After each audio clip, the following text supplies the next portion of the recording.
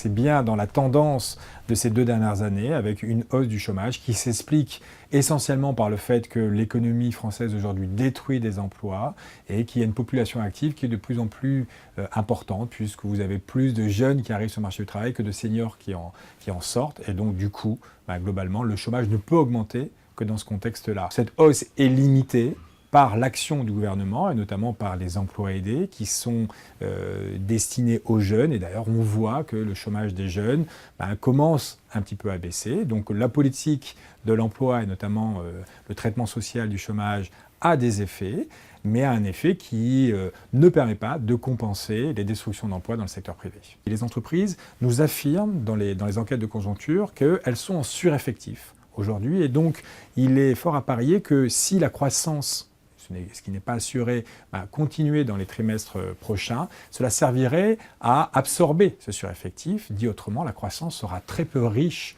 en emploi dans les trimestres à venir. Ce n'est pas une réforme globale du système des retraites et il manque certains aspects, notamment que fait-on dans la fonction publique, que fait-on des régimes spéciaux. Toutes ces questions-là, qui étaient en suspens depuis 10 ans, restent toujours en suspens.